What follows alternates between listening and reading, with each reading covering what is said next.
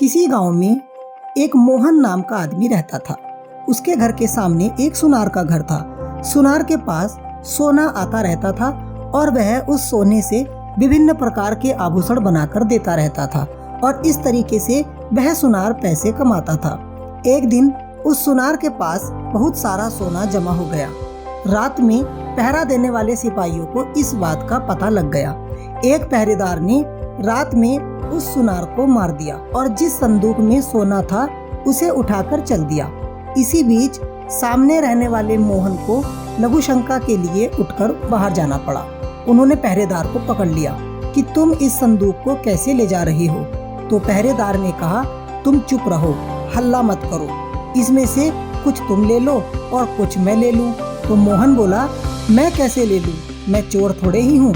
पहरेदार ने कहा, देखो तुम समझ जाओ, मेरी बात मान लो, नहीं तो दुख पाओगे। पर मोहन नहीं माना। तब पहरेदार ने संदूक नीचे रख दिया और मोहन को पकड़कर जोर से सीटी बजा दी। सीटी सुनते ही पहरा लगाने वाले सिपाही दौड़कर वहां आ गए। उसने सबसे कहा कि यह इस घर से संदूक लेकर आया है और मैंने इसको पकड़ लिया है। तब सिपाहियों ने घर में घुसकर देखा कि सुनार मरा पड़ा है। उन्होंने मोहन को पकड़ लिया और जज के सामने पेश किया।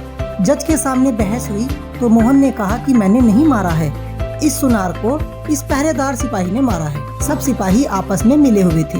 उन्होंने कहा कि नहीं, इसी ने मारा है, हमने खुद रात में इसे पकड़ा है। अब मुकदमा चलता रहा। चलते चलते अंत में मोहन के लिए फांसी का हुक्म हुआ। फांसी का हुक्म होते ही मोहन के मुंह से निकला, देखो सरासर अन्याय हो रहा है, भगवान के दरबार में कोई न्याय नहीं है, मैंने मारा नहीं है फिर भी मुझे दंड मिल रहा है और जिसने मारा है वह आराम से घूम रहा है।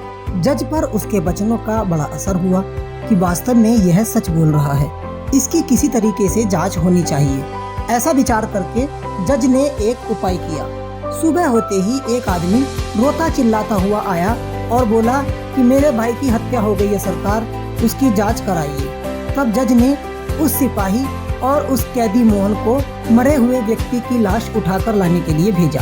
दोनों उस आदमी के साथ लाश लेने के लिए गए।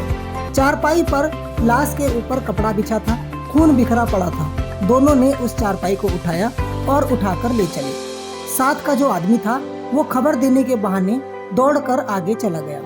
तब चलते चलते सिपाही ने कैदी मोहन से कहा, देखो उस दिन तुम मेरी बात मान लेते तो सोना मिल जाता और फांसी भी नहीं होती। अब देख लिया सच्चाई का फल। तब मोहन ने कहा, मैंने तो अपना काम सच्चाई का ही किया था, फांसी हो गई तो हो गई, हत्या की तुमने और दंड मुझे मिला, भगवान के घर में न्याय नहीं है। चारपाई पर झूठ मूठ के मरे हुए समान पड़े उस आदमी ने उन दोनों की बातें सुनी। जब जज के सामने चारपाई रखी गई तो खून भरे कपड़े को हटाकर वह आदमी उठ खड़ा हुआ और उसने सारी बात जज को बता दी कि रास्ते में सिपाही ने क्या बोला और कैदी मोहन ने क्या बोला। यह सुनकर जज को बड़ा आश्चर्य हुआ। सिपाही भी हक्का बक्का रह गया। सिपाही को पकड़कर कैद कर लिया गया, परंतु जज के मन में संतोष नहीं हुआ।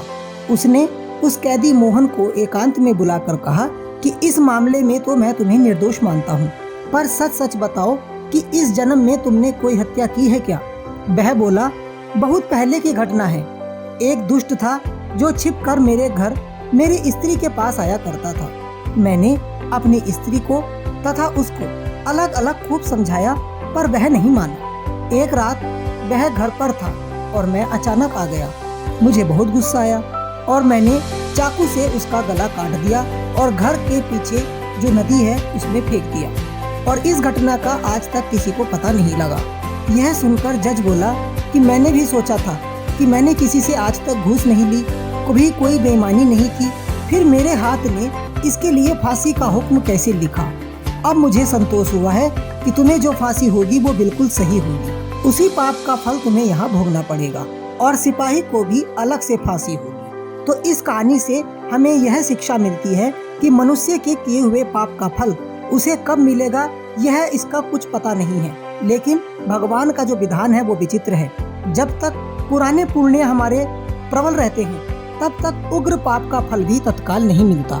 जब पुराने पुण्य खत्म हो जाते हैं तब उस पाप की बारी आती है और पाप का फल हमें भोगना ही पड़ता है। चाहे हमें इस जन्म में भोगना पड़े, चाहे आने वाले जन्म में। कहानी सुनने के लिए आपका दिल से धन्यवाद।